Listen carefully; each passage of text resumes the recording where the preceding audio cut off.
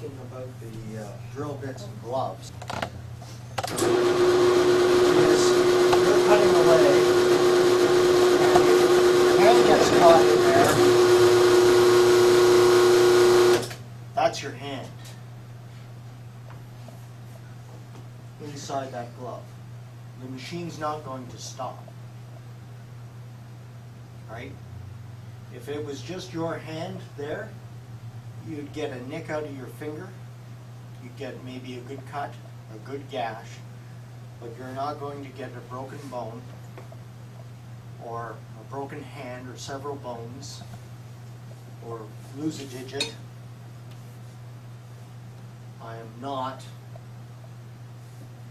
if you are a professional, well trained, using gloves around pieces of rotating equipment, I can agree with you.